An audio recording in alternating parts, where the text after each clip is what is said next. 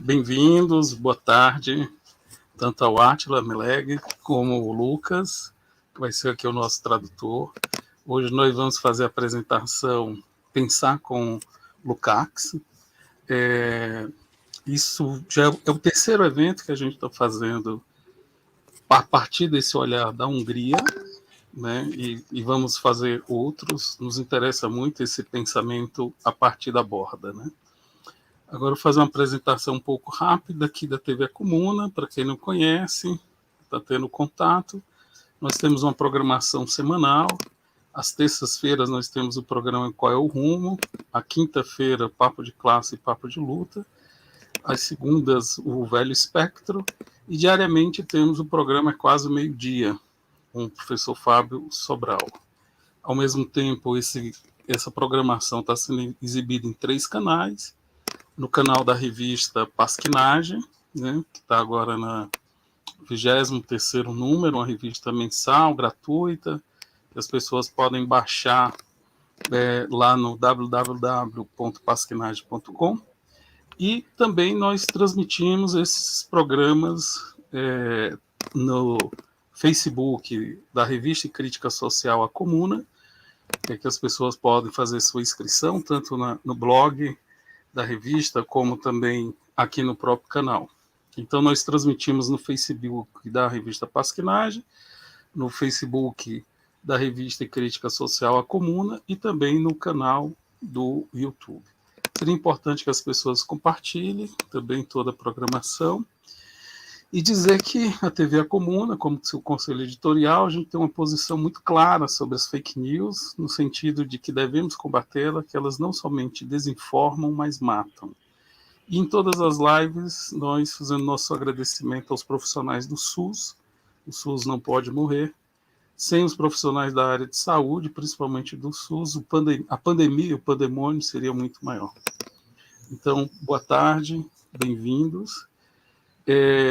Hoje nós vamos ter aqui a participação do Attila, e eu começo com a pergunta, que é o próprio tema: por que é importante a gente encontrar a filosofia e a política do Lukács? Bem-vindo. Vamos lá, Lucas. So Urban is asking for introducing why is important to us to go to encounter the philosophy and the things and the politics of Lukács and today. Well, first of all, it's a privilege to be with you, and then to talk about Lukács as well.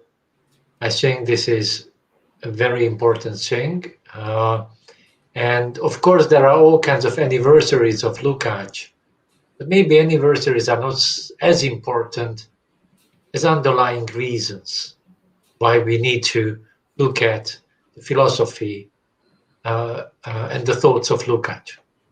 Então, o Attila agradece a presença, fala que é um privilégio estar aqui e que é um privilégio falar sobre Lukács, né? Que tem muitos aniversários do pensamento dele, do autor, mas não é só por isso, não é pelos aniversários que é importante falar dele. The first reason why Lukács is so important is because he was doing most of his, developing most of his thoughts in a period which certainly reminds us of today. So together with Gramsci, he was working a lot in the 1920s and 30s. Gramsci could not continue because his premature death, but Lukács was there. So which means that was, in Gramscian terms, that was a passive revolution toward authoritarian regimes, and both Lukács and Gramsci were there.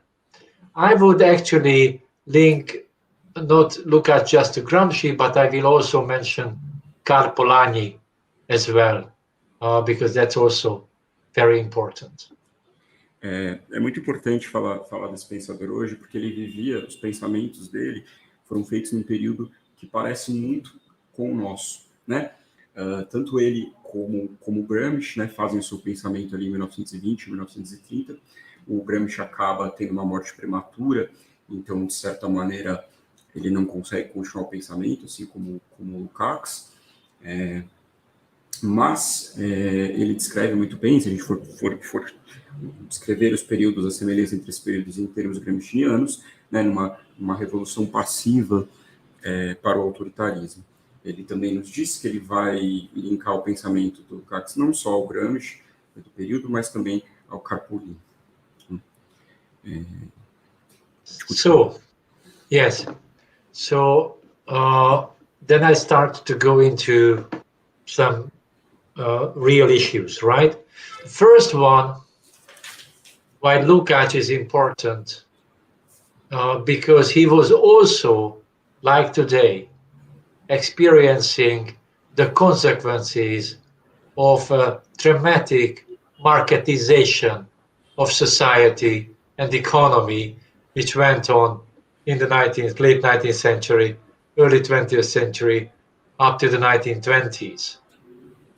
So that would be the first reason why we need to look at Lukács. And very importantly, Lukács introduced a problem, just like Gramsci, the problem of consciousness.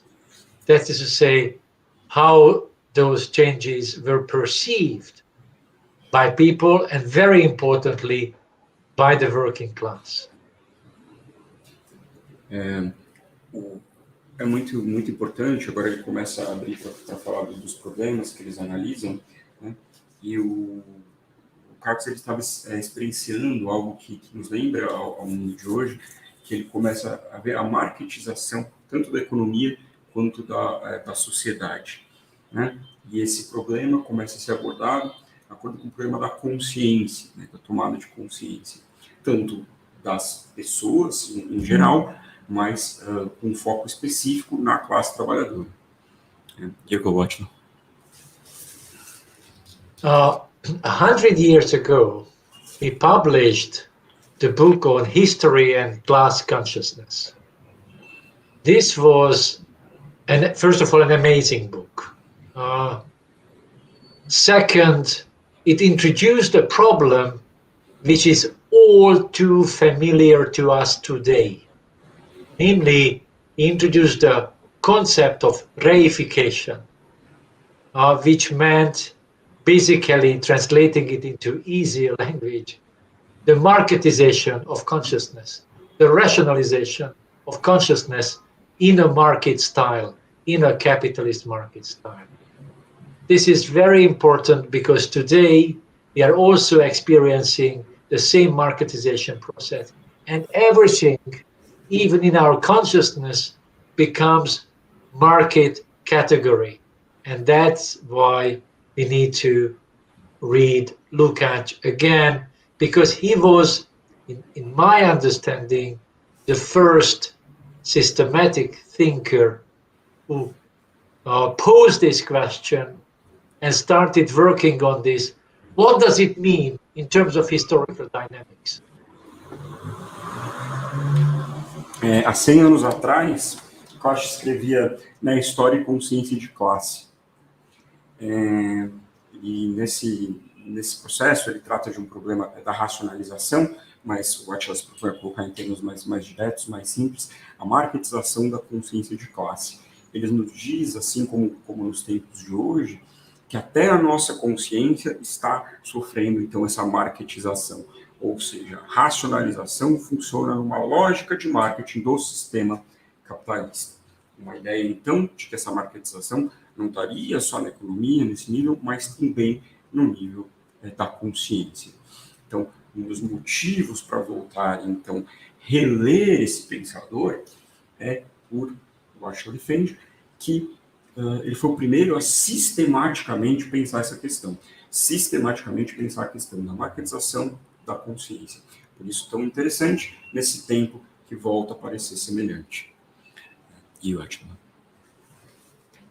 Today, when we see the dramatic marketization of education, the dramatic marketization of science, the dramatic marketization of all kinds of human services which were not under the control of the market, I think every day, unconsciously, we are going back to the origin, one of the biggest problems of Lukács, what he figured out as early as the 1920s.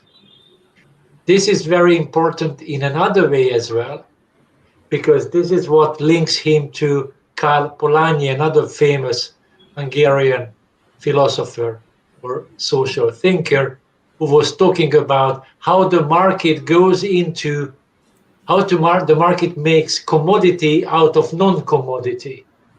And I think these two things relate them to each other.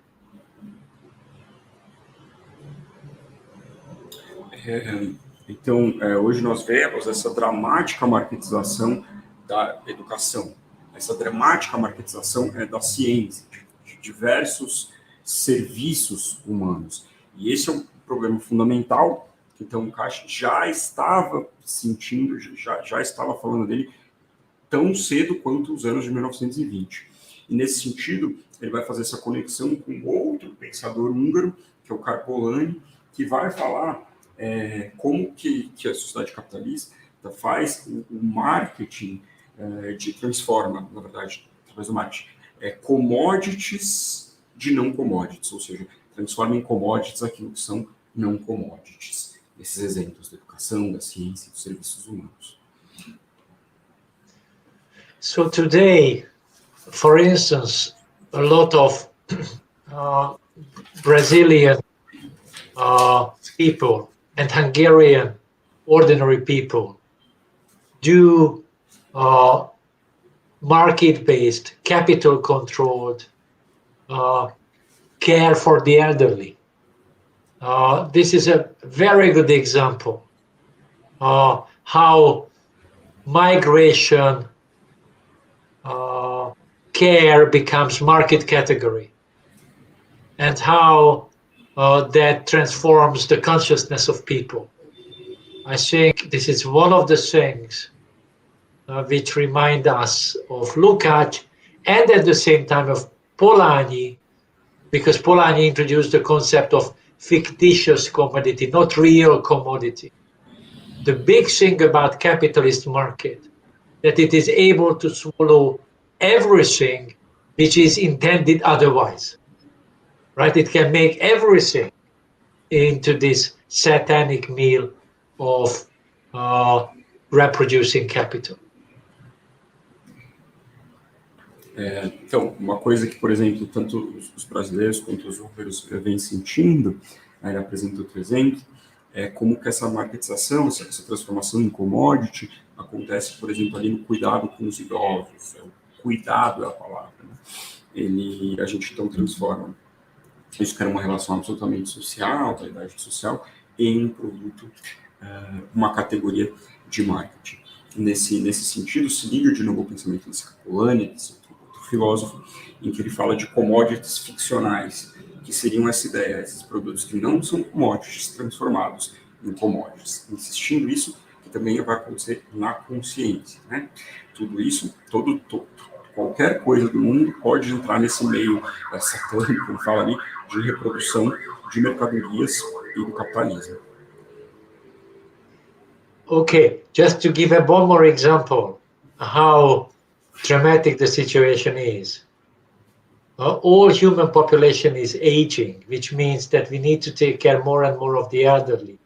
And now, in Europe, for instance, large-scale global capital is taking very poorly conditioned German elderly to Poland and to Hungary, and then takes care workers from Moldavia, from another country, used at the minimum wage in order to produce profit, which is amazing that even people dying are producing profit, which I think is a new phase in the history of humanity.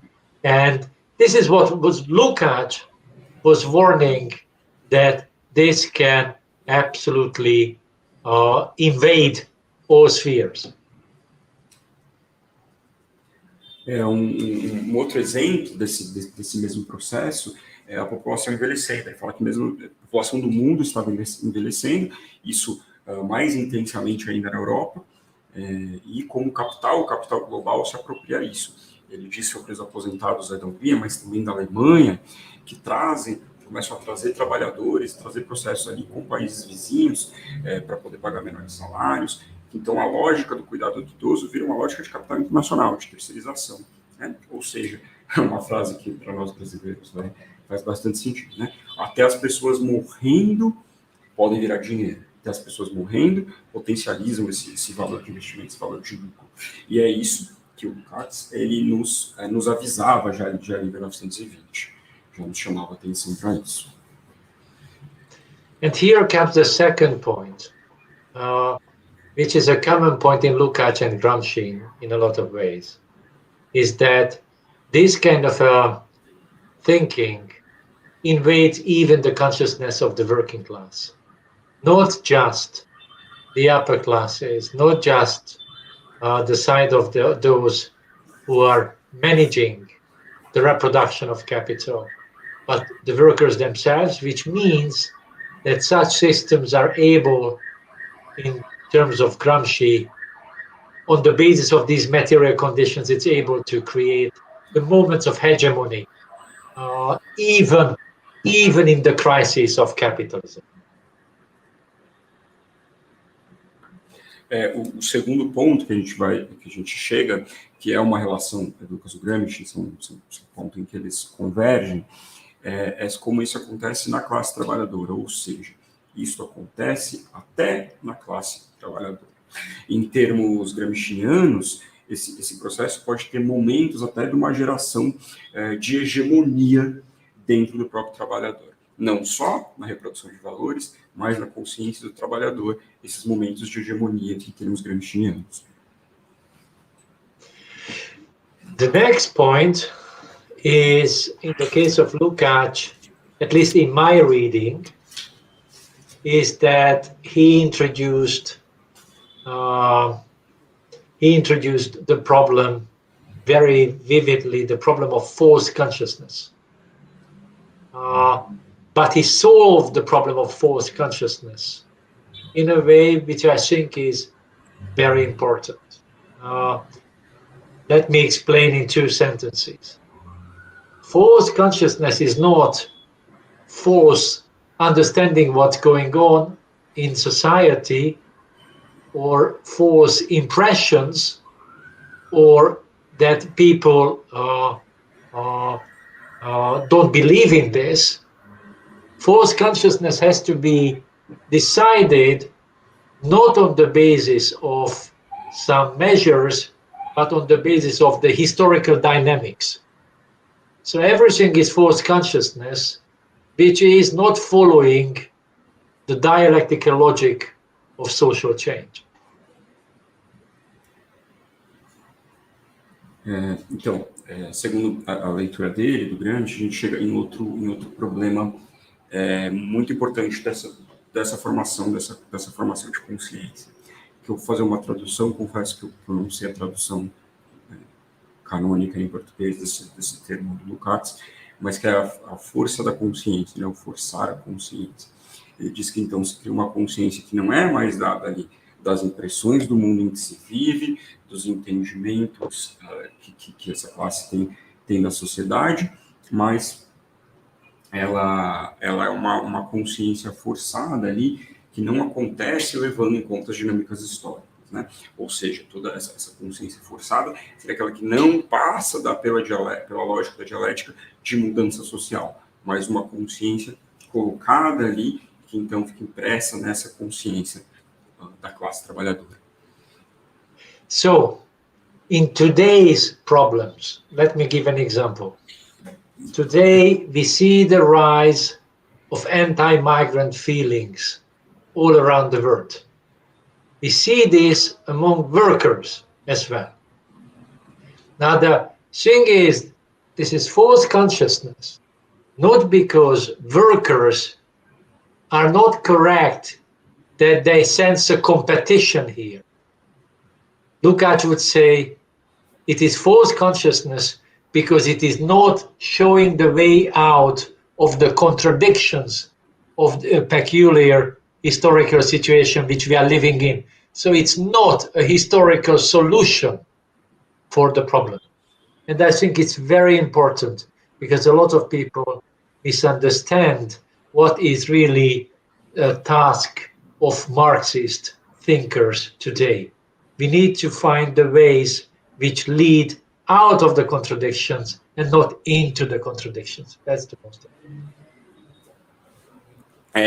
Exemplo nos dias de hoje, como vem surgindo na classe trabalhadora, de maneira geral, um pensamento antimarxista. Esse pensamento antimarxista é uma consciência forçada, né, nesse sentido trazido aqui do Lukács. Por quê? Ele não insiste, ele não mostra ali as contradições da sociedade, muito pelo contrário, né? Ele começa a colocar as pessoas dentro das contradições da sociedade, não mostrando o que tem para fora, não mostra o que lá, não passa pelas contradições históricas, não explica esse momento. E, portanto, olhar para isso faz parte de um processo, de algo que tem que ser feito, para a gente sair desse momento forçado, que é, de certa maneira, o papel dos pensadores marxistas, que é colocar de volta essas contradições, revelar essas contradições, que essa consciência forçada some com elas, desaparece com elas. So, today, when we see that people among the workers support, some of them support Bolsonaro, or they support Orban in Hungary, this we should take very seriously, because we should see how this false consciousness emerges, and then to understand the root causes of these paradoxes that right-wing authoritarian politicians can make advancement among working class people. In order to, we have to find out really what are the real contradictions in today's world and what is the way out. For instance, migration is, and this is what many of my colleagues don't understand, they should read more Lukács. They don't understand properly. In capitalism, we cannot solve the problem of migration because capitalism is about exploiting and using everybody as an economic asset. This is not a system which is able to solve migration. People are going to be angry about migration for a whole lot of reasons which are related to capitalism. So the very simple thing is this.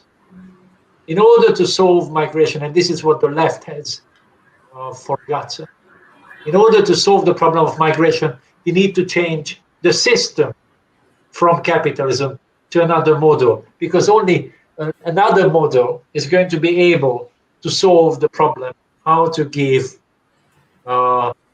everyday living to massive groups of human society who are crossing borders, who are going all around.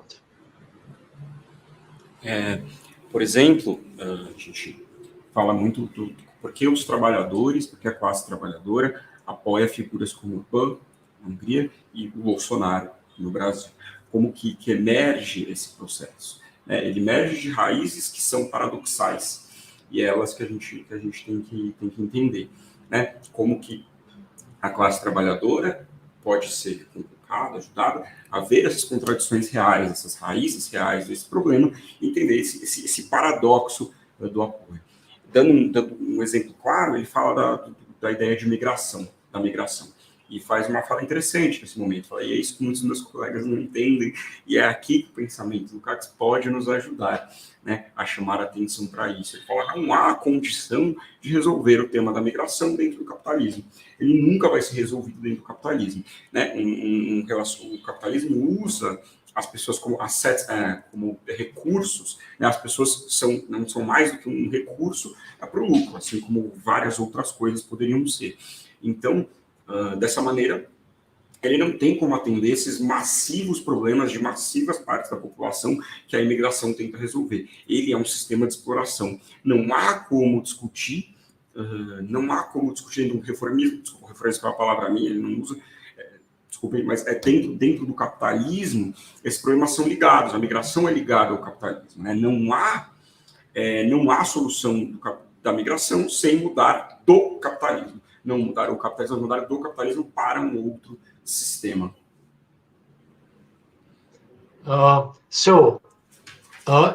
In some other words of István Mészáros, who is also well known and the only true disciple of Lukács.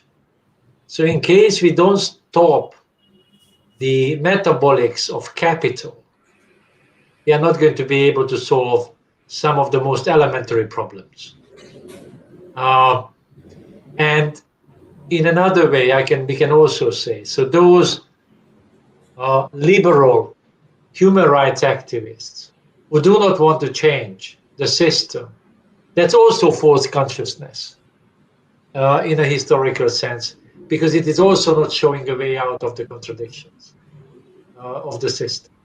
So I think that very little example is good enough to show why many of the thoughts of Lukács on false consciousness are very important today. Yes. Ele fala, né, enquanto a gente não mudar o metabolismo, né, os seguidores do Lukács, enquanto não mudar o metabolismo do capital, nós não vamos poder trazer essas mudanças, né? Não há como ser vencido.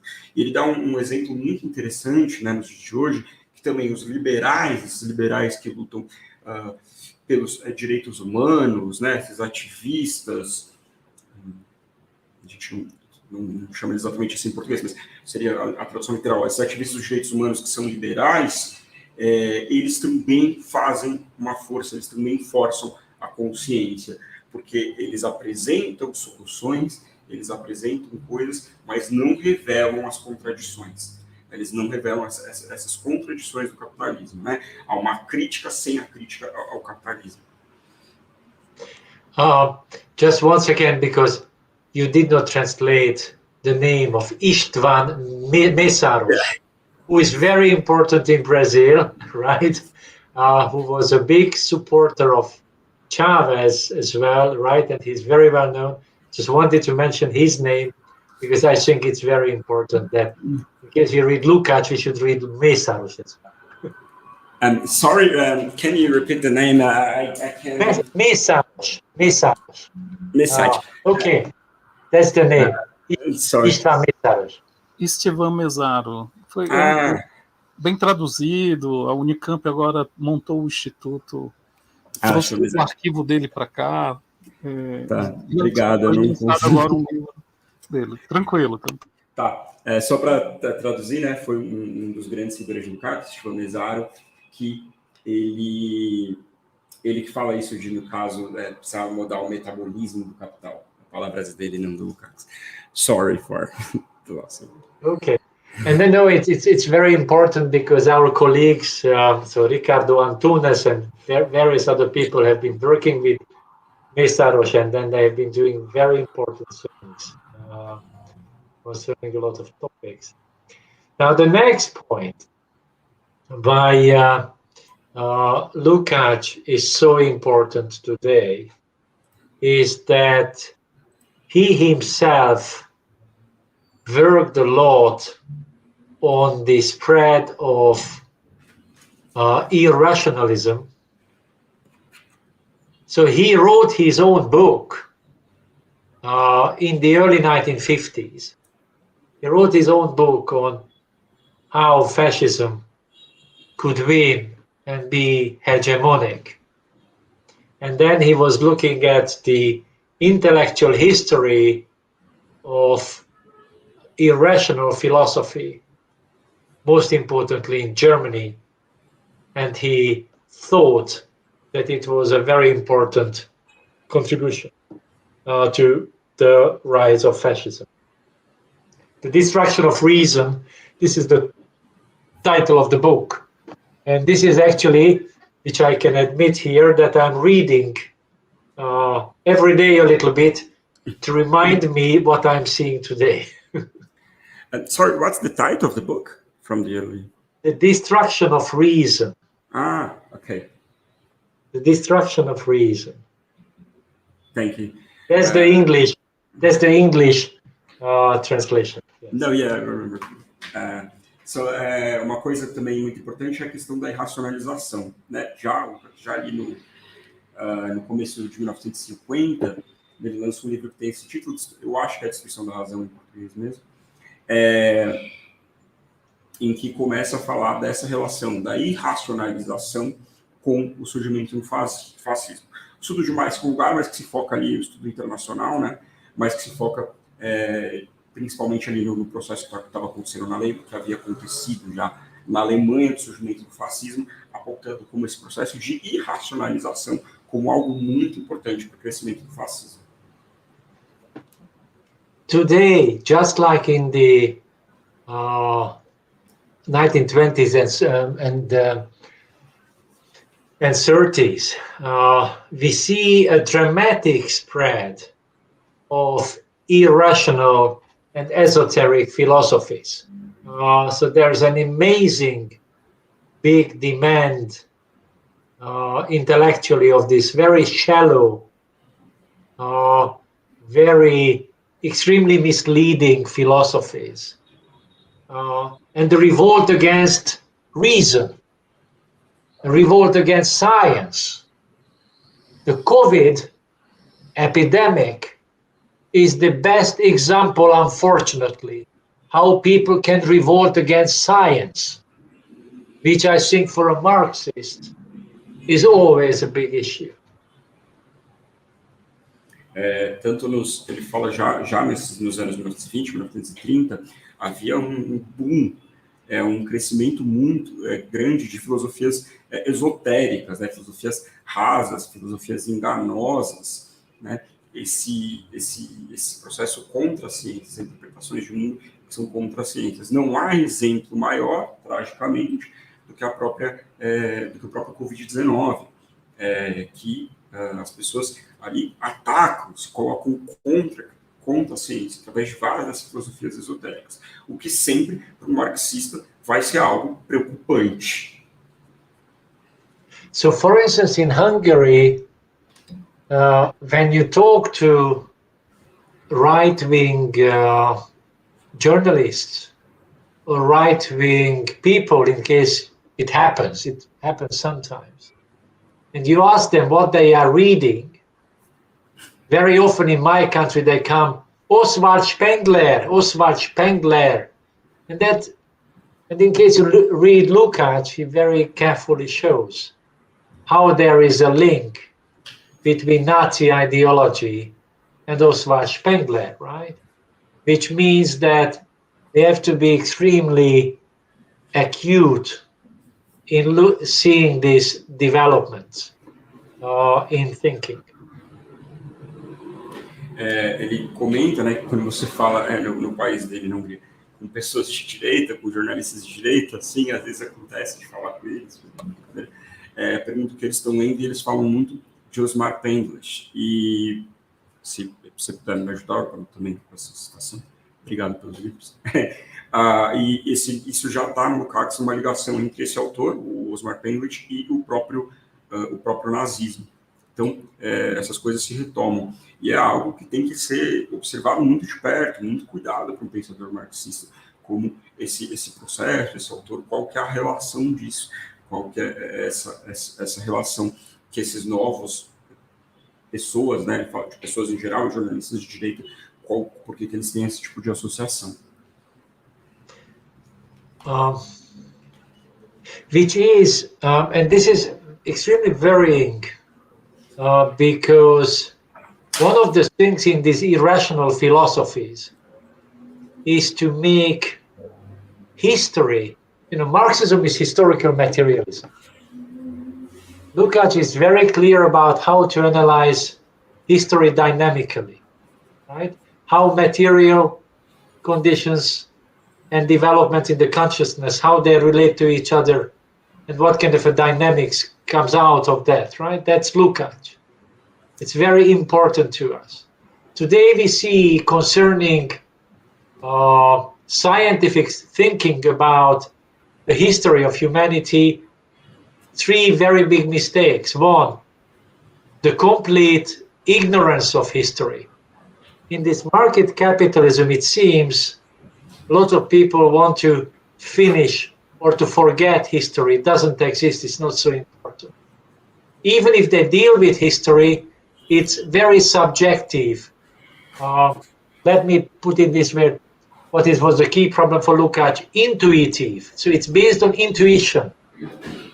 And then he always said that we have to be extremely careful about such things, that history can be only understood through subjective intuition, and that there is no objective reality of history, which I think is important. And then also very importantly, building up this nostalgia of past periods, which is also terribly problematic.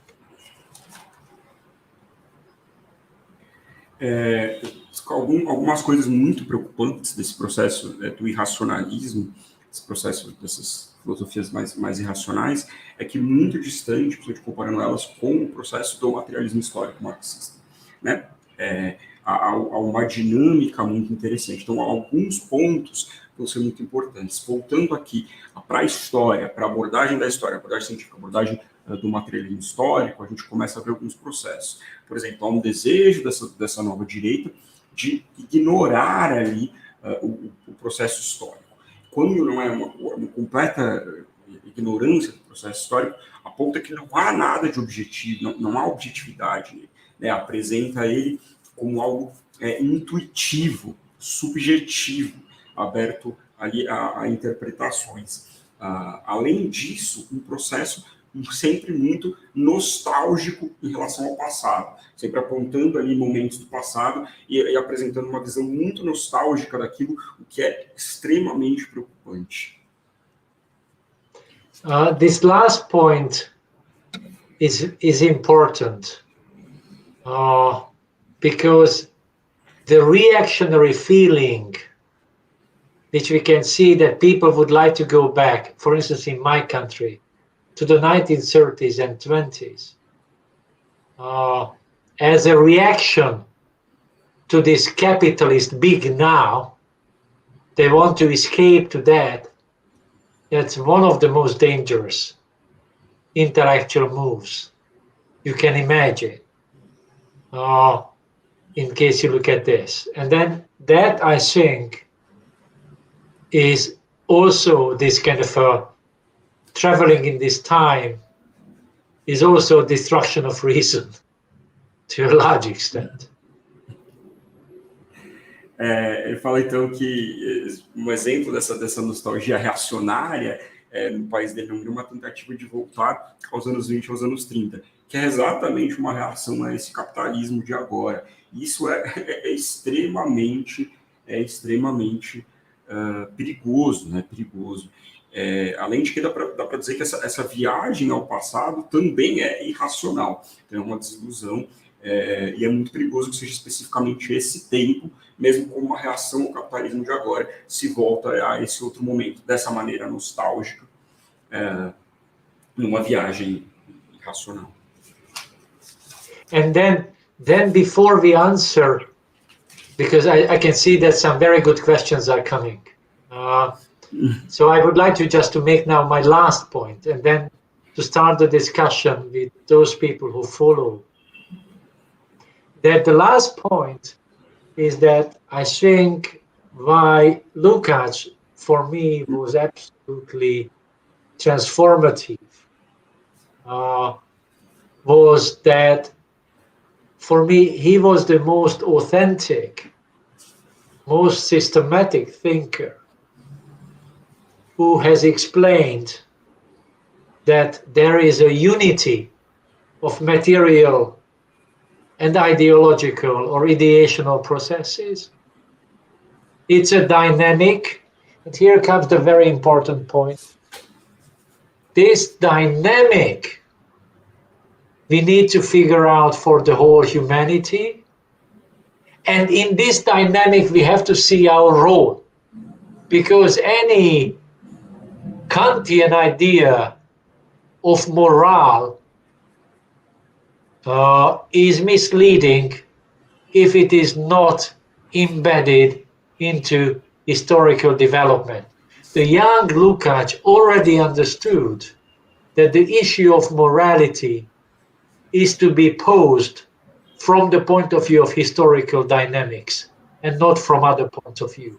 And I think this is a big challenge for all of us today, because so much work is to be done in order to understand what kind of a quote-unquote moral position we take in the current dramatic crisis of humanity, which has been developed by this long-term functioning of global capitalism. And sorry for looking down, I'm just writing to not get lost.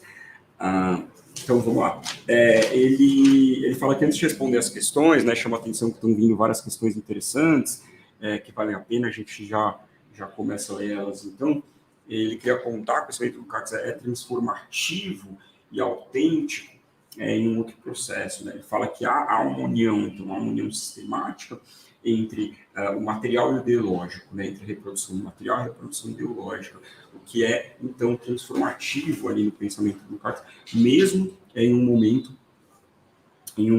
mais inicial, né? De um pensador mais jovem. E aí ele passa a falar, então, dessa dinâmica, como que a gente vai entender, então, essa postura em relação à humanidade, em relação a essa postura. Porque não há possibilidade de discussão moral, no sentido da moral kantiana, que dê para ser discutida sem falar do sujeito histórico. Ele diz ser errado essa postura de uma moral que não se coloca no momento histórico que a gente está vivendo, né? Então, como que a gente pode se posicionar nesse sentido? Sim, em relação à humanidade, na relação moral, mas considerando isso, essa crise humanitária que vem da longa duração do capitalismo global, né? Como se posicionar isso moralmente, nesse sentido kantiano, mas sem desconsiderar o momento, é necessário considerar o momento histórico para conseguir se posicionar em relação a essa crise que é humanitária também do capitalismo global.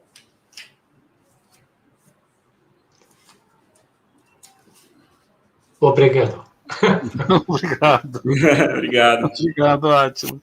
Obrigado, Lucas. Tem uma pergunta já do João. Aqui as pessoas dando boa noite, boa tarde. João Miliano dando boa tarde. Parabéns e obrigado ao Lucas pela tradução. Bom dia. O Jean também dando boa tarde.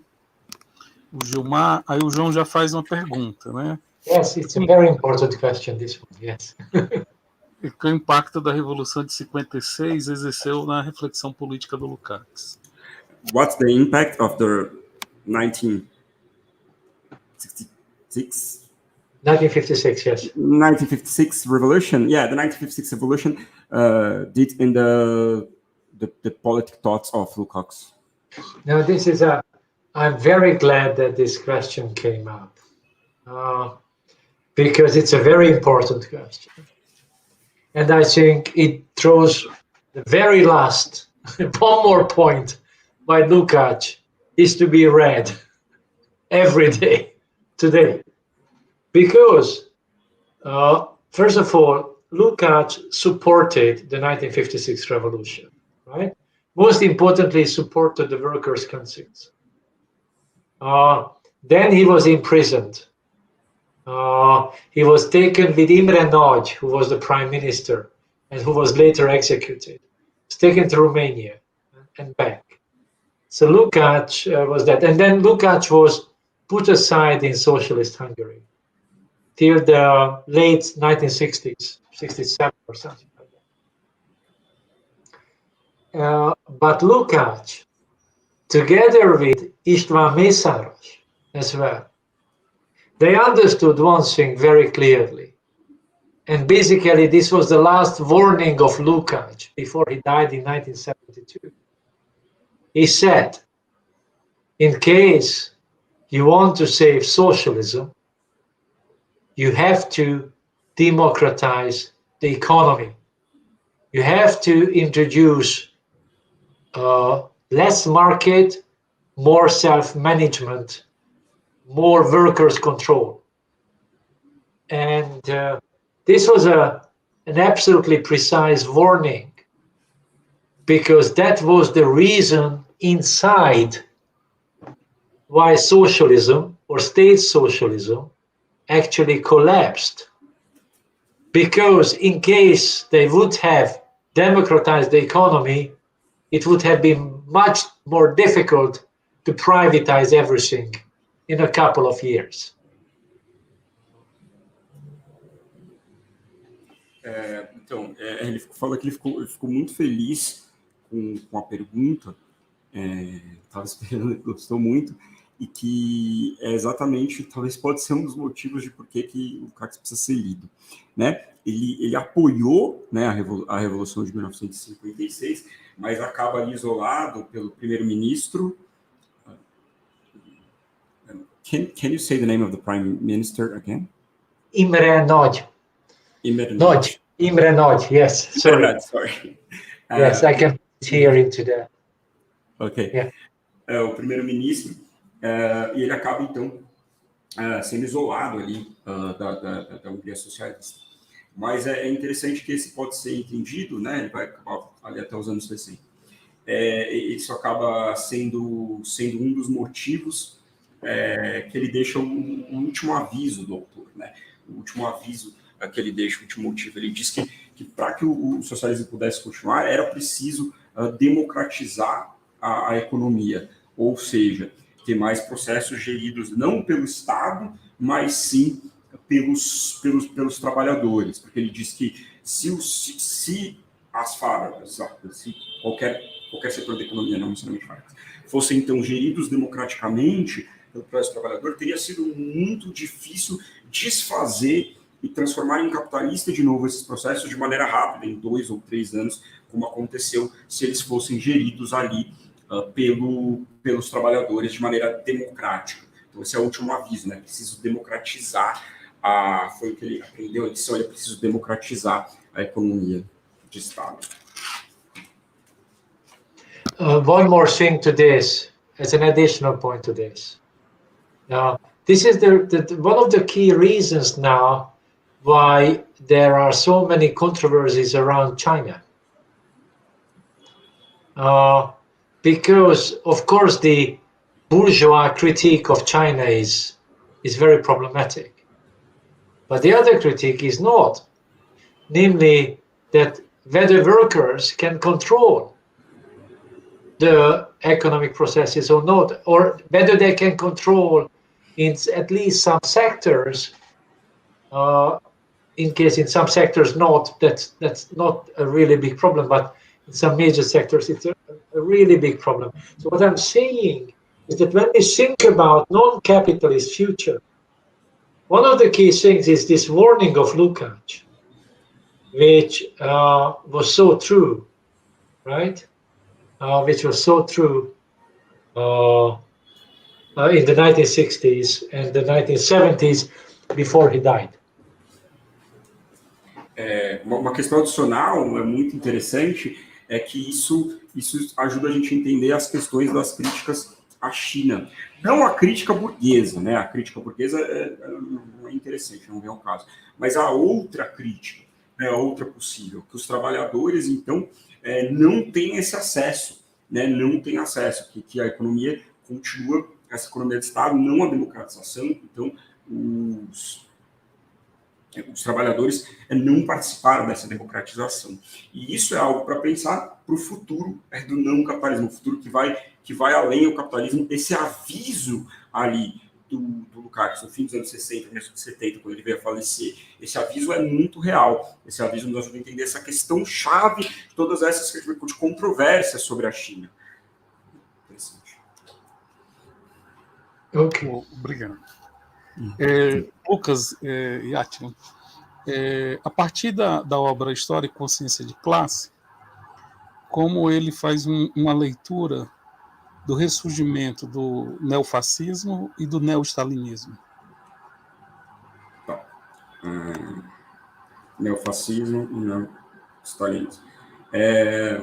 Urban is asking, based on the work, History and Class Conscience, as the title in Portuguese, what you're reading of the resurgence of neo-fascism and neo-Stalinism in today?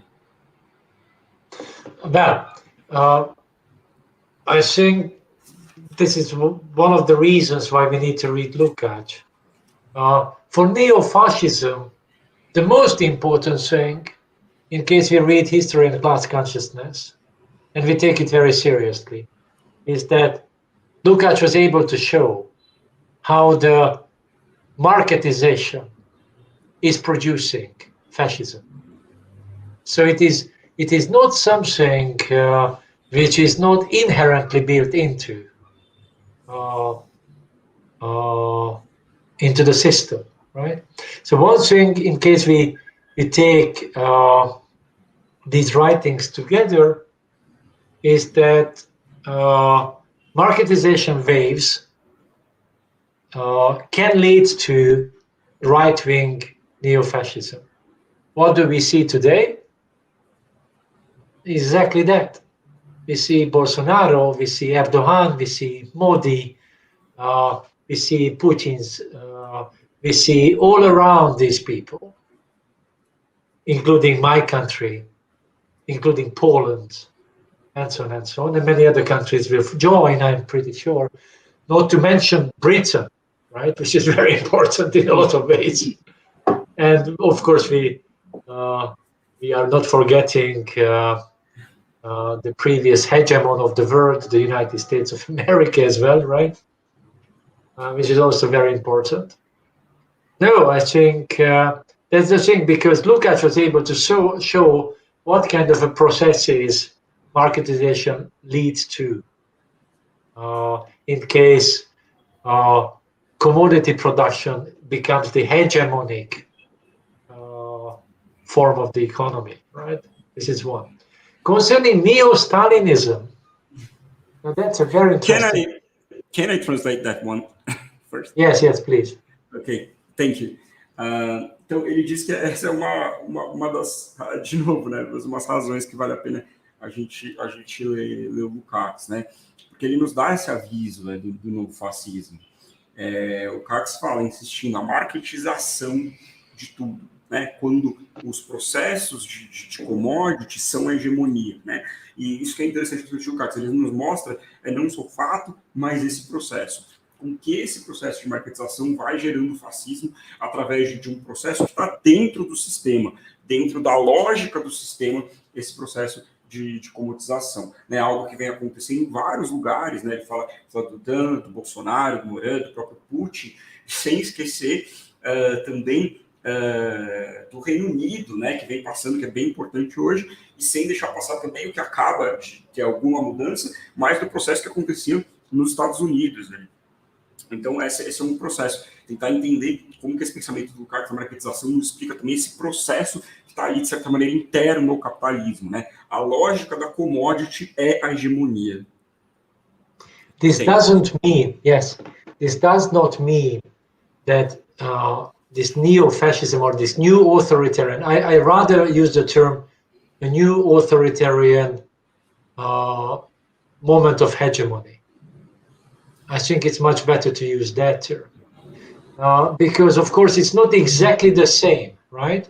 So we cannot compare, the societies of the 1920s and 30s, full of peasants, full of, historical legacy of landed aristocracy, the militarization of those societies and the crisis. and the crisis what we see today, right? There are very important differences. The only thing is that when market is becoming too dominant, then it creates such polarization, even in consciousness, that it blows up basically the system of bourgeois democracy because it is unable to handle this process. That I think is one thing. And then I let you translate, and then we come to the neo-Stalinism. This is a very, very important question. Again. Thank you. Yeah, for sure. Então, ele primeiro discute o próprio termo, né, e ele coloca que acha mais interessante do que o neofascismo, um momento de novo autoritarismo como hegemonia, né? A hegemonia do neo-autoritarismo, que seria um termo mais interessante, porque não há uma comparação direta, né? A ideia não é uma comparação direta ali com a época que a gente foi falando, ali de 1920 a 1930, numa sociedade em que você ainda tinha camponeses, você ainda tinha resquícios históricos da monarquia, das oligarquias, na verdade. Você tinha um processo gigante de militarização. E hoje a gente tem, mas um marketing muito dominante, gerando uma polarização, inclusive na consciência. E esse processo implode a democracia burguesa. A democracia burguesa não dá conta desse fenômeno. E aí, então, agora ele vai falar do neo-stalinismo, que é um tema muito importante. Now we can go to neo-stalinism. Sorry for... Yeah. No, it's very good translation. Muito obrigado. So really very, very kind Thank of you very much. Right? The neo-Stalinism question, I think it's one of the most important.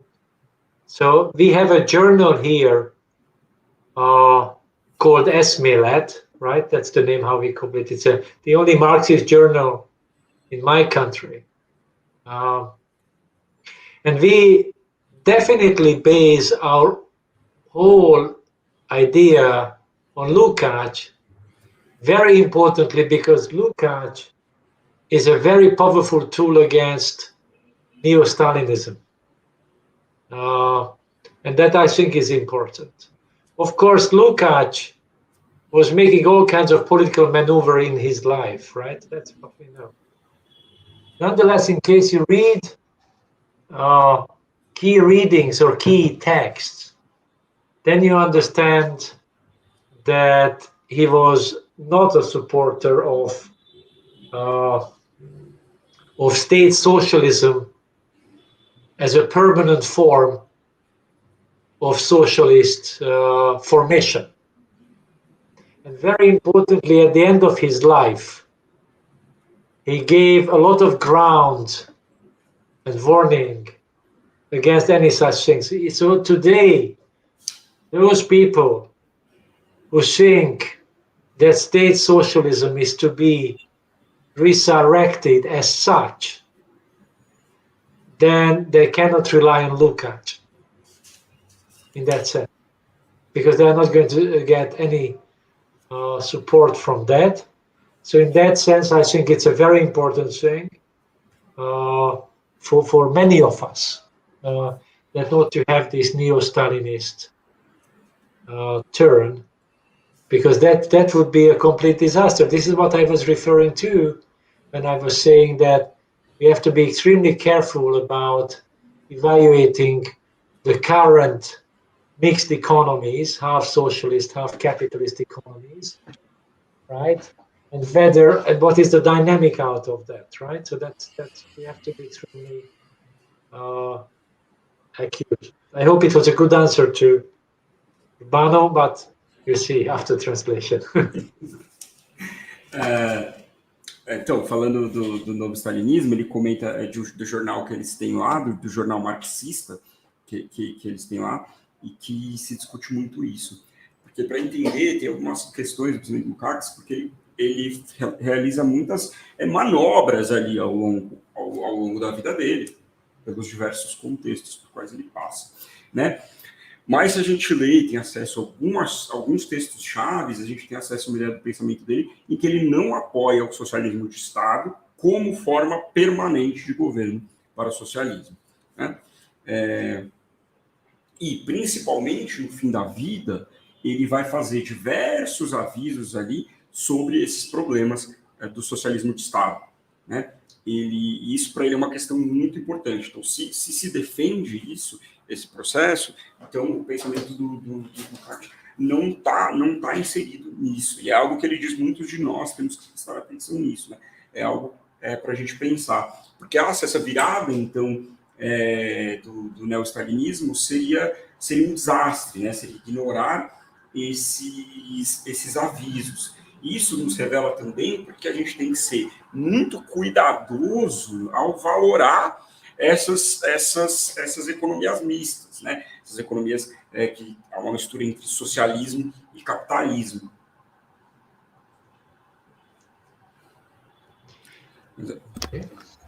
Ótimo, obrigado. No Brasil, o Lukács chega dentro de uma perspectiva mais de um arejar o marxismo, né? E eu fiquei pensando muito dos alunos do Lukács ali, que durante que ele estava lá em Budapeste, o que chegou para a gente mais foi a Agnes Heller, né? E como ele poderia ajudar a gente aí a saber quem são essas crias do pensamento do Lukács, né, em Budapeste hoje.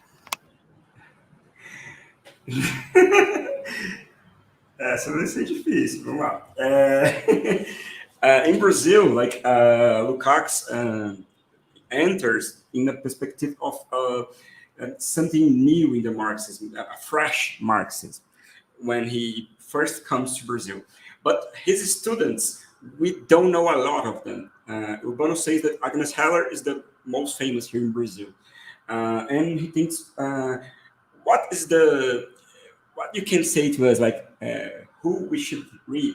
Who are the students from Budapest of today, like the representation of Lukács in Budapest? Well, I think I see two things. One is that it's not so bad that you don't know much about the disciples, with the exception of István Mészáros, right? Who wrote the very famous and very important book, Beyond Capital. And then I will immediately talk about Agnes Heller, right? Just a second, but let's make this clear. So the only disciple you really need to read as fresh, thought-provoking is the recently died István Mészáros.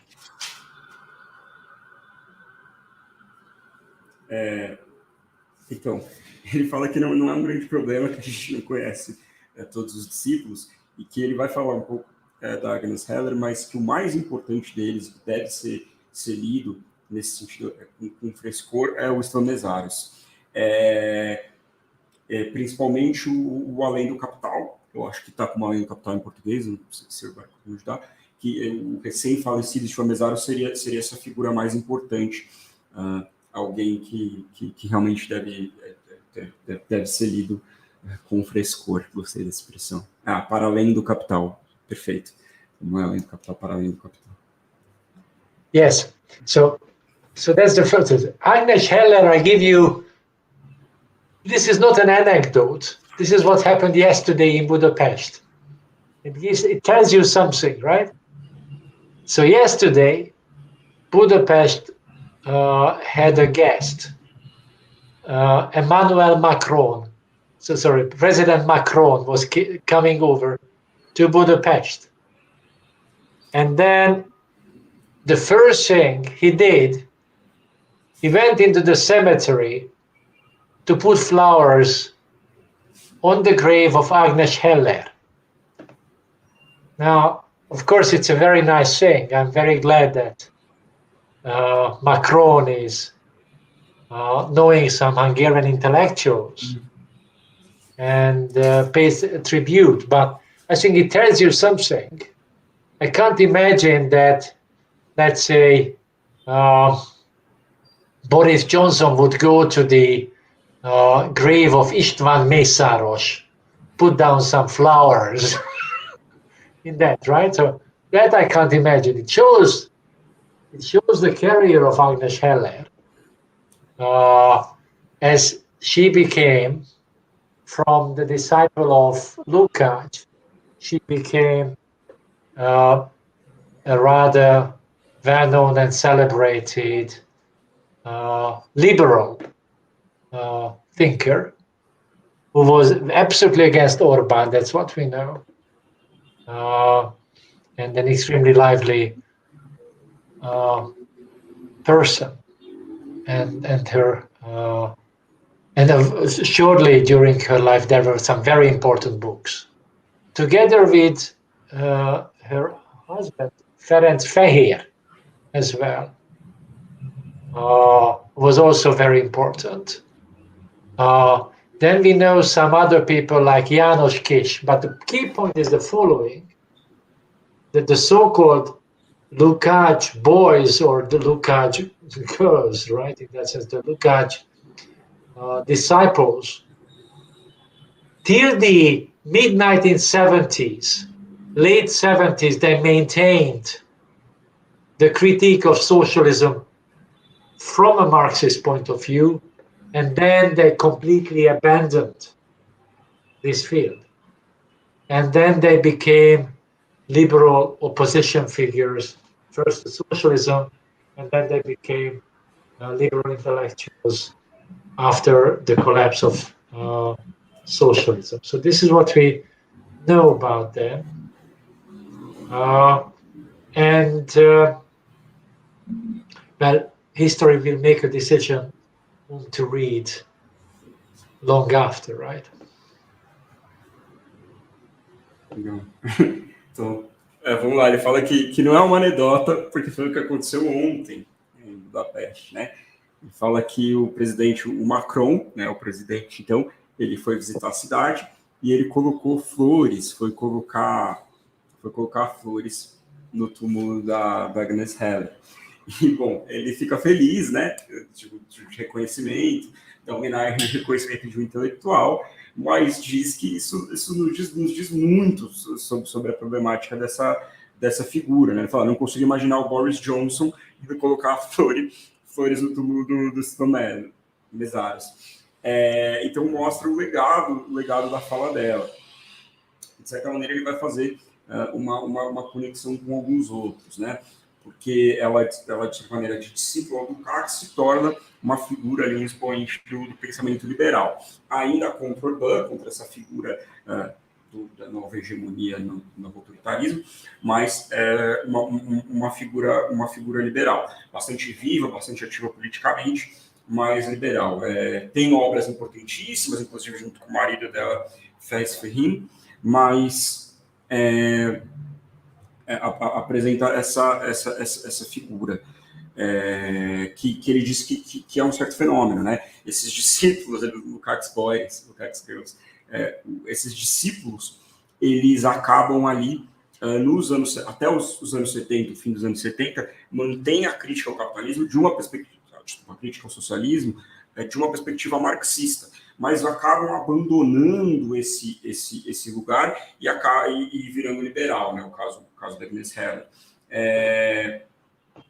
Acabam virando esses expoentes do pensamento liberal, que eu chamo cristiano socialismo, mas de uma outra perspectiva.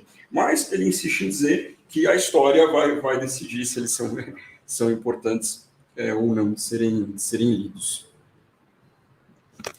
E o Grigio Marcuse e o Ferrin, o marido dela, né? O Ferenc Fehér, o marido dela. So they are asking about Giorgio Marcos. What do you think about? Yes. I mean, Marcos. Yes. So look, this Budapest school, as it was put, was a very important school. Marcos was very important in working on alienation. Also, there is another philosopher related to him, is this Zádor Tordai as well. Not many people know him. Actually, I had a good chance to talk to him a lot at the end of his life. No, but they're very important. So what Marcus did was he started working as a Marxist, and then he made a critique of Marxist political economy, which is still very interesting. And then he later started working into philosophy of culture as well, right? So in that sense, he was also turning away, right? This is why I'm saying that Mészáros is really the only Lukács disciple who was continuing his master's work in a lot of ways, right? Not giving it up at a certain point. Ferenc Fehér, I already mentioned, right? As related to Agnes Heller, most people say that he was much more brilliant in a lot of things and so on. I don't want to go into this, but he also became a rather harsh critique. But what I had in mind is János Kiss, who became really a big liberal philosopher, Agnes Heller, right? So in that sense, I think we can say this, that the Budapest school produced very important figures, but most of them turned absolutely away from Lukács. I hope it's a good enough answer. Of course. Então, ele fala que a escola de Budapeste tem algumas pessoas. O Marcos tem um trabalho muito importante na alienação, e ele cita um companheiro, eu confesso que, gente, Zorotav Tutayev, com quem ele trabalhou junto com o Marcos, e teve essa relação. O Attila falou que pôde conversar muito com ele, que é uma pessoa muito interessante, mas que eles têm esse processo, né? Uma crítica marxista, ele chega a fazer uma crítica da economia socialista muito interessante, processos da filosofia, mas acaba também nesse sentido, em algum momento se tornando um pouco mais, indo para o lado do liberalismo, que o Mészáros seria o autor, né, ele diz, é o discípulo que continuou o trabalho do seu mestre, que nunca, em momento nenhum, se desviou desse processo. Ele fala também nesse Lukács, que virou um grande pensador liberal ali, citando junto com Agnes Heller, e o Ferenc, ele fala que citou ele, desculpa se foi minha pronúncia aqui, mas como marido dela, então tem um trabalho conjunto. Algumas pessoas dizem que ele era mais genial que ela, mas há uma discussão, ele colocou o trabalho ali dos dois um pouco mais unidos. Então é isso, assim, Budapeste criou pessoas, pensadores importantíssimos, interessantíssimos, mas Mészáros é aquele que não desviou o trabalho do Lukács, que não se desviou, porque ele fala que eles se desviaram muito desse trabalho, e diz que espera que tenha sido uma resposta suficiente, uma resposta interessante. Tranquilo, na realidade é o que a gente já tinha essa leitura mesmo. Quando vocês olham as obras até a década de 70, ainda está numa perspectiva marxista, bem que na Agnes Heller ela nega, o Lukács, falando de ontologia do ser social, ela já fala da sociologia da vida cotidiana, ou seja, ali já mostra que já tinha uma divergência mesmo que foi sendo caminhada, né?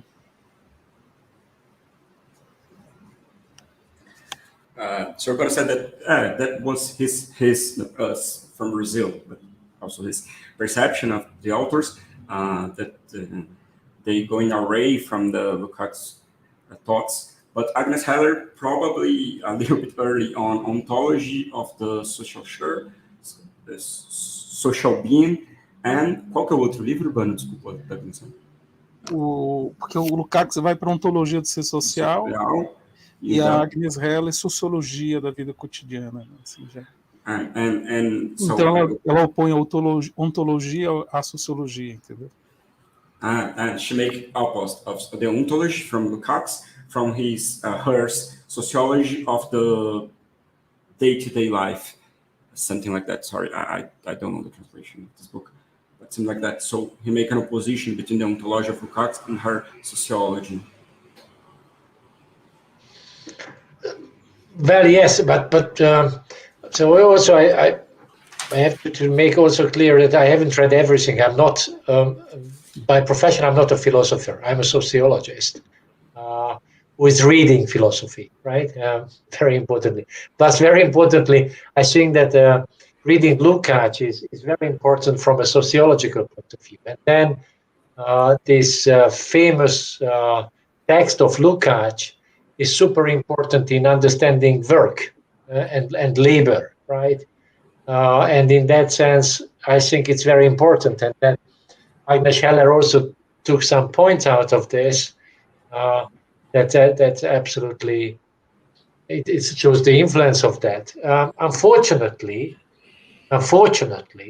today in sociology, not many people, especially in my country, not many people, next to zero people, actually try to use Lukács in a lot of ways. So I think what the big problem is at the moment is not just what happened to the disciples or to the Budapest school, but what is happening to Lukács himself, what is happening to the Lukács archives, what is happening to the whole memory of one of the biggest thinkers of Hungary at all, ever, right? Então ele diz, né, que é importante dizer que a formação dele é em sociologia, não é em filosofia, então ele tem contato assim, com todas essas obras, mas falando da sociologia, ele diz que esse trabalho, esse famoso trabalho com Lukács, é muito importante para a própria sociologia, né, para entender a ideia de trabalho, de força de trabalho. E que, infelizmente, ele vê que muito poucas, talvez quase nenhuma pessoa dentro da sociologia trabalha com Lukács. Ele diz que não são só os discípulos, não é só a escola de Budapeste que tem um problema, mas que, de certa maneira, o pensamento, os arquivos do Lukács, o pensamento do Lukács, a figura dele, acaba sendo um pouco esquecida. E para ele é triste como se trabalha com que para ele o maior pensador ali húngaro que já existiu, como que ele acaba se afastando desses pensamentos dentro da sociologia. And one more thing which is very important, which I wanted to mention earlier. So, in my understanding, the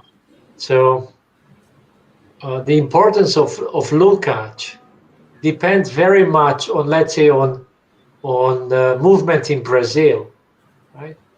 So the very important thing is that I think Eastern Europe is not going to be the hotspot of reinterpreting and using Lukács and the thoughts, or István Mészáros, how to put it into this, right? István Mészáros is good in Venezuela, right?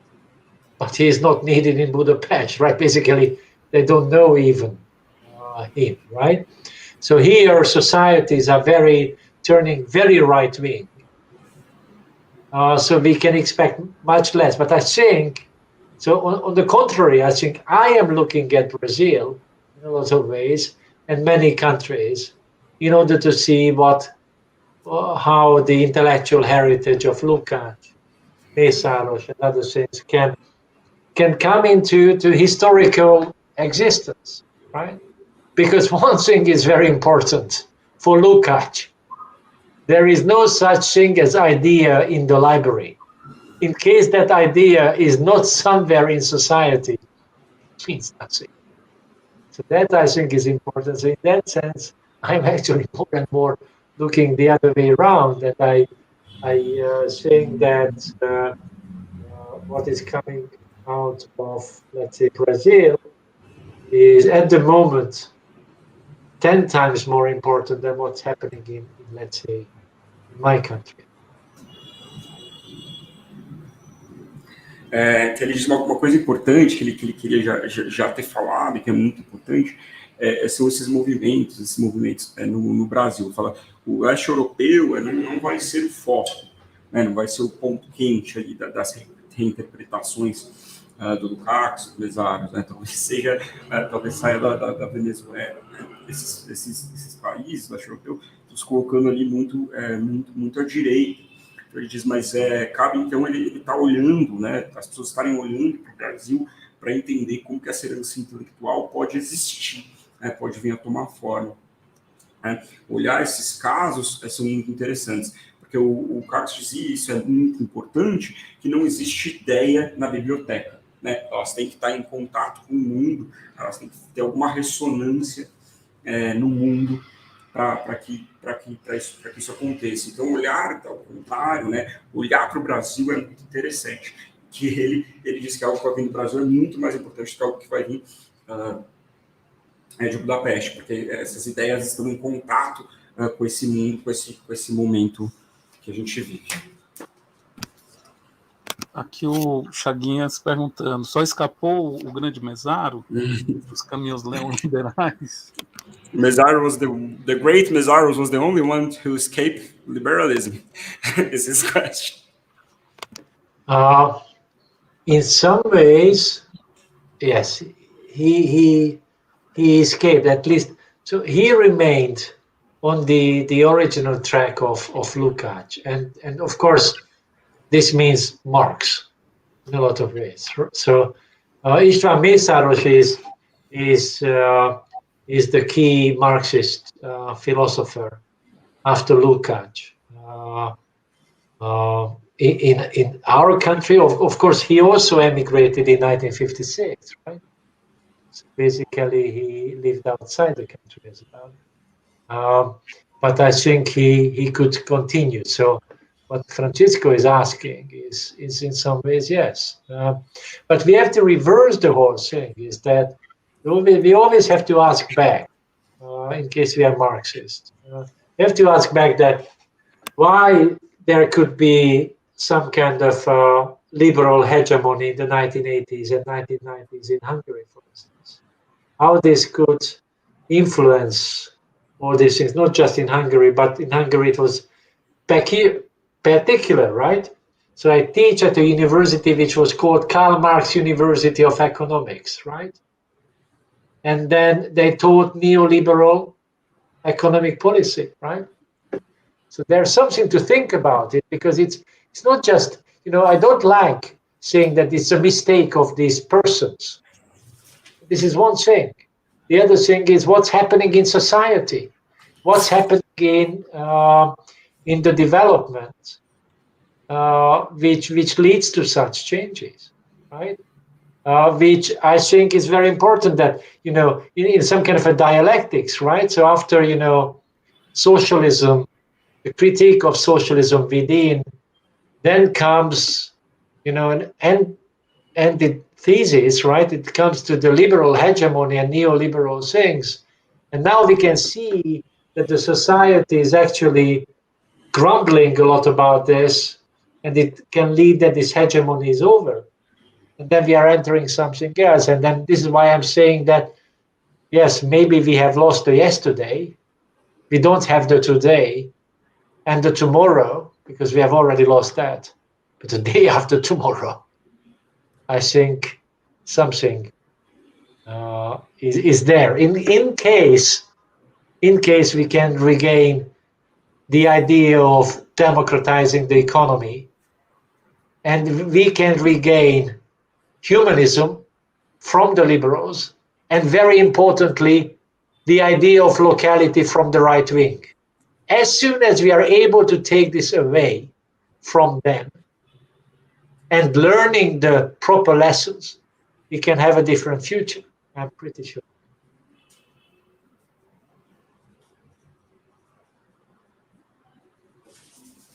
Então é muito interessante essa fala final, que eu estou anotando aqui, para não perder. Então vamos lá, ele começa a falar de alguma maneira assim, de alguma maneira o Mészáros é o que continua ali o caminho, né, continua ali a trilha do Lukács, que significa seguir a trilha de Marx, né, significa ser um marxista, mas que vale a pena reverter essa pergunta, né, ele não acredita em culpar essas pessoas terem se tornado liberais, que não é esse o caso.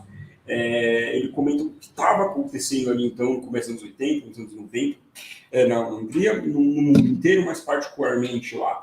Ele aponta que a faculdade que ele fez chamava Carlos Universidade Econômica, e que nesse curso de economia se ensinava economia liberal, se ensinava teoria liberal. Então, ele Ele diz, não é um erro das pessoas, mas é que essa sociedade vivia dessa maneira, né? Havia uma hegemonia liberal, de certa maneira. Então, vale a pena tentar interpretar de uma maneira um pouco mais dialética todo esse processo da transformação de liberalismo, de uma maneira tão direta, né? E aí ele começa a falar que por que essas pessoas estavam nesse lugar, né? Elas estavam nesse sentido. Não é a ideia para elas, mas entender como que isso aconteceu com elas. E aí insiste, né? Que já perdemos o passado, hoje nós já perdemos também, parece que amanhã nós também já perdemos, mas o depois de amanhã está lá. O depois de amanhã está lá, né? Uma hora a hegemonia irá de mudar. E ele fala que é importante para isso a gente tomar de volta esse conceito, a ideia, né? A importância da ideia de democratizar a economia. E ele fala algo muito interessante, né? Retomar o humanismo dos liberais e retomar a ideia de local da direita, né? Da extrema-direita. E que esses seriam os processos mais importantes. I love your last statement from like take the humanism back from the liberals and the local from the right wing. Is like I can tattoo that on my chest. It's like so important here in Brazil. Yes, and one more thing with regard to Lukács, maybe the very last point is that Lukács worked a lot on the problem of totality, right? And he also argued very importantly that which groups can see the totality, and then it comes always from below that totality can be really seen, right? And I think this is one of the reasons why I'm also saying that the totality of global capitalism today can be seen now most precisely from the global south, not from here, in a lot of ways, right? And I think this is very important that we maintain that. And then this is why I'm saying that I think it's such a delightful thing to talk about Lukács and Mészáros and many very important ideas with you in Brazil, because I think that tells something about future in a lot of ways. Ele fala que mais uma coisa importante que o Lukács escreveu muito sobre a totalidade, né? sobre como tentar ver os problemas da totalidade. E uma das coisas que ele fala é que a totalidade pode ser melhor vista de baixo, né? Então, pode-se dizer que talvez a totalidade do capitalismo global hoje possa ser vista melhor do sul global, né? Por isso esse interesse, né? esse interesse no Brasil, assim. Talvez o Brasil possa ser esse lugar para ver o futuro, para ver essa imagem, para entender essa totalidade do capitalismo global.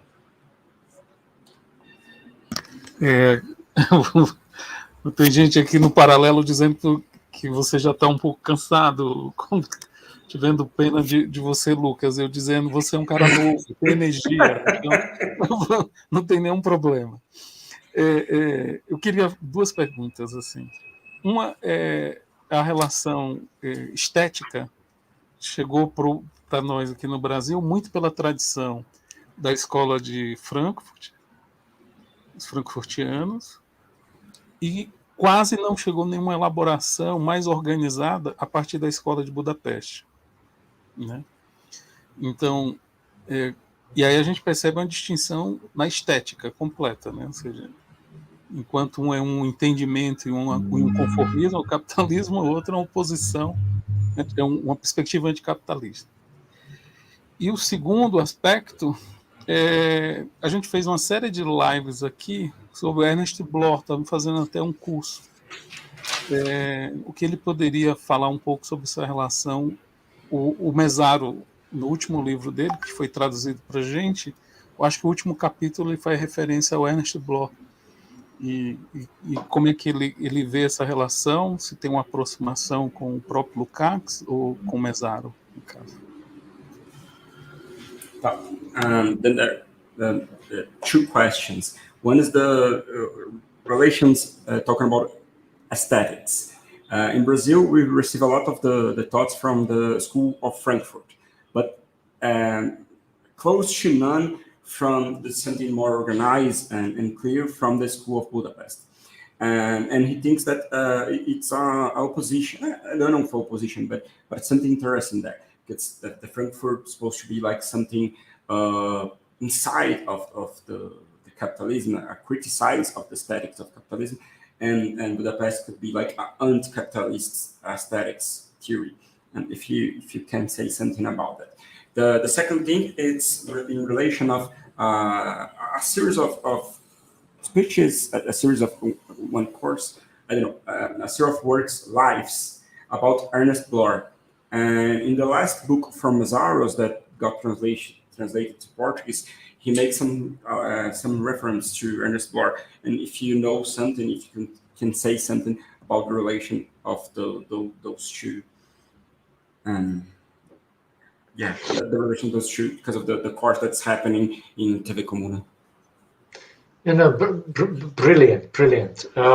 So for the first, I can give only a very short comment. The aesthetics of Lukács, this is the only thing which is absolutely taught in Budapest. So in case you study aesthetics or seriously literature here, then you have to read some Lukács, that's for sure. So that is not so. What is missing from Lukács is really this social philosophy, which is missing. So that's one. And then I come to Ernst Bloch, but I'd like to translate because Ernst Bloch is an excellent point. So let's come back to this. So okay. I don't want to burden you, Lukács. So first, okay, thank you. It's easier, sorry. Então ele está falando que, assim, que a estética do Lukács é algo que isso sim ainda é muito estudado em Budapeste. Se você vai estudar estética, vai estudar literatura séria, você vai estudar Lukács, que é algo muito estudado, que é muito interessante e que tem que ser lido. O que ele sente como falta, que ele traz essa retomada, é essa filosofia social do Lukács que ele vem chamando a atenção aqui. A estética, sim, é interessante, tem essa perspectiva e ainda é muito estudada em Budapeste. Aí ele brincou para poder traduzir aqui, que ele acha a relação do Ernst Bloch com o Mesaros incrível e que ele vai fazer uma fala sobre isso. So, Lukács and Bloch, but why Bloch is important? So there was a correspondence between the two, right? Between Ernst Bloch and Lukács. Of course, there was a very famous correspondence between Mészáros and Lukács as well. But why Bloch is so important is also because of the issue of fascism. There's a fantastic, I don't know whether you have read it, and I recommend everybody to read it. The simultaneity of non-synchronicity, right? It's a beautiful title, right? So the simultaneity of non-synchronicity, that is to say that in society, we have non-synchronous time. And then what is the dialectics? That was the question of Bloch. What is the dialectics between these historical times? And then he was saying, it's kind of a multiplicity of historical times issue. And then he was arguing that the key root of fascism, that there was objective non-synchronicity and subjective one, which could not come in terms with the capitalist big now, as I put it once, right, in the previous talk.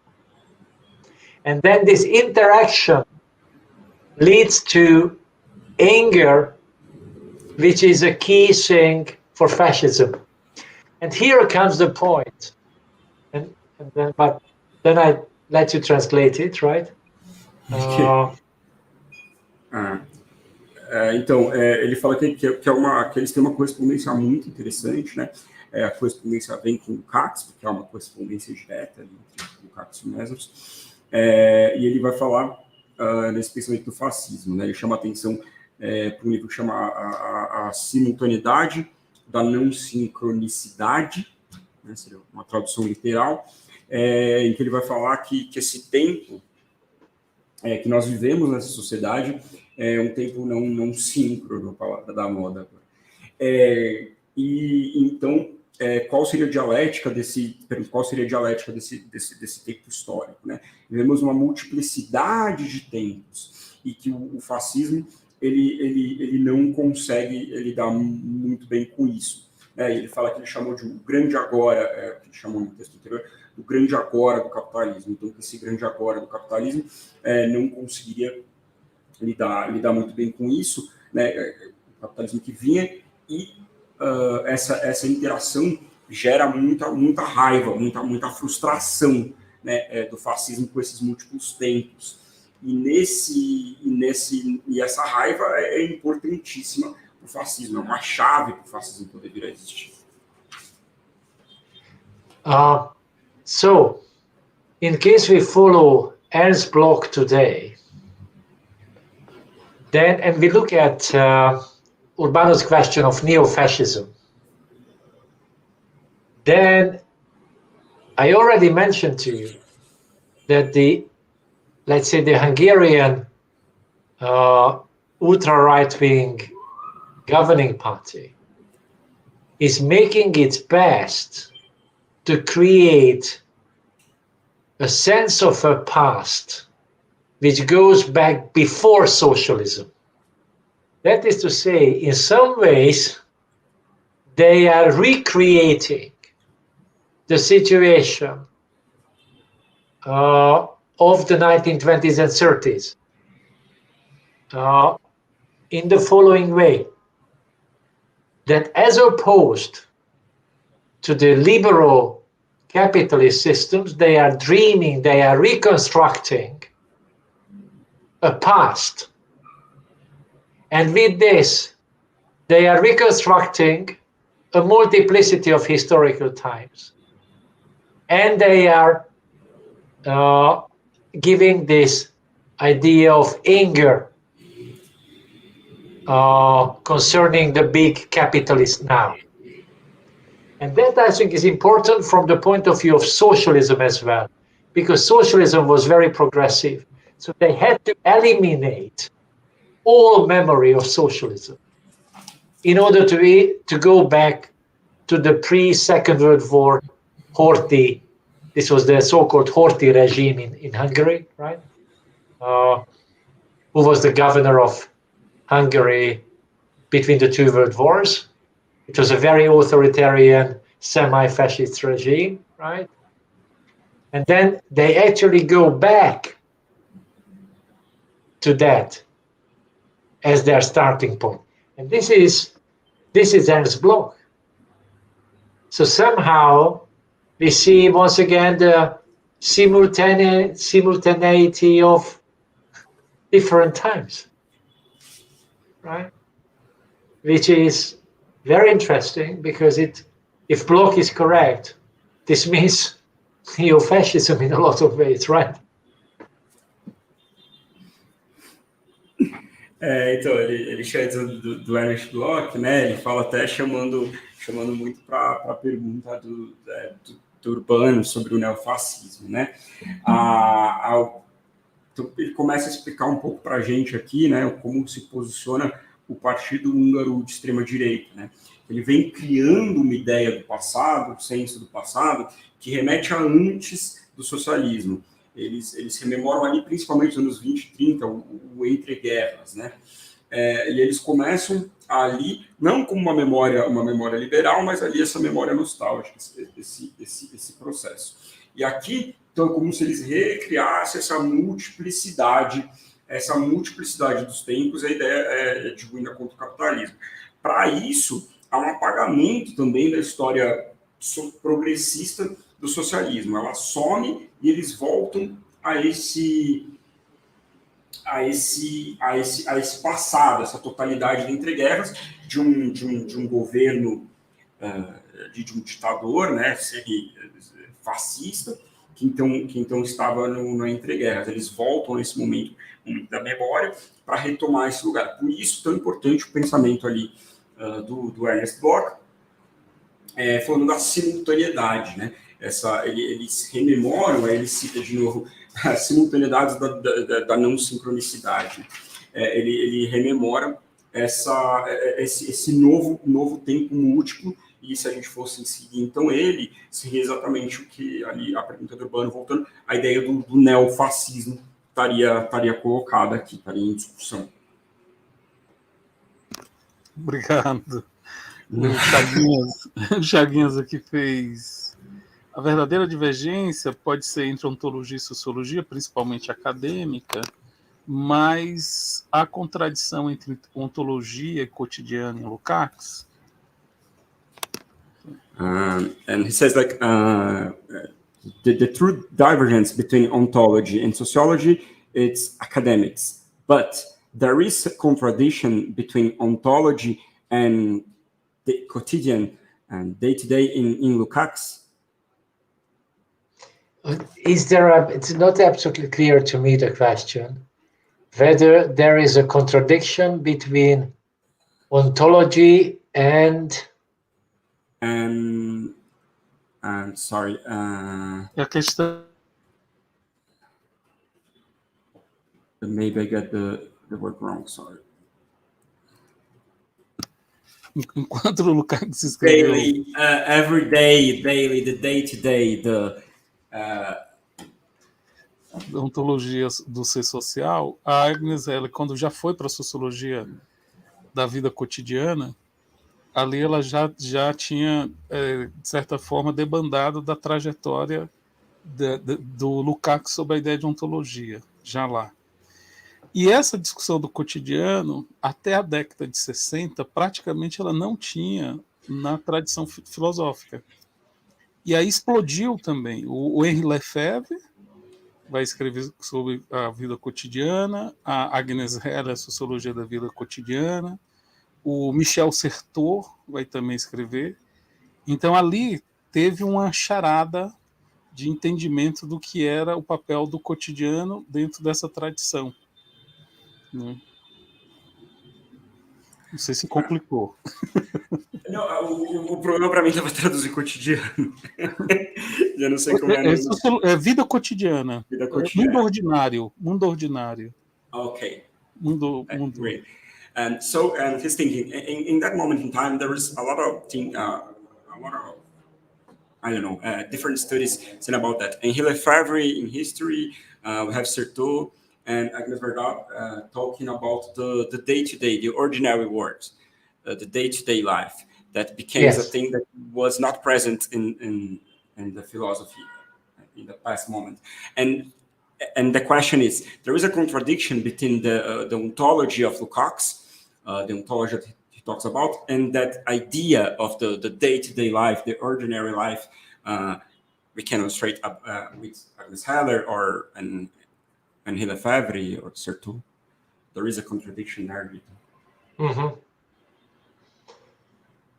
Well, I think it's an important question, and how I can answer this is that this day-to-day life, and then and this, let's put it this way, the anthropology. The Lukács, it's not a contradiction, but basically Lukács says that there is no such thing, which is beyond history.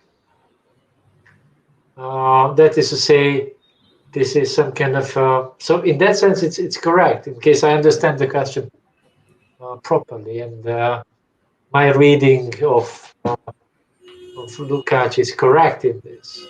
Then I would say that basically any kind of anthropology or phenomenology in this respect is is followed by history. And that would be my answer to this. But I think it's a very important question. So I can just encourage to continue.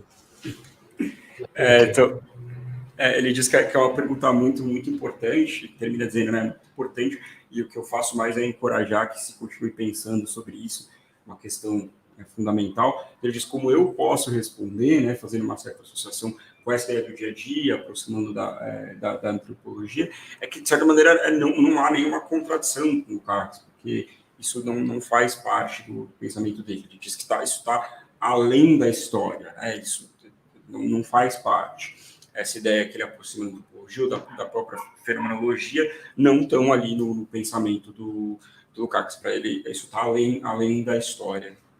Mas é uma questão importante, é uma questão que merece continuar a ser pensada, mas na interpretação que ele faz de Lukács, isso não estaria ali ligado ao pensamento. Chegaria a ser uma contradição, que para ele está além do que o interessa.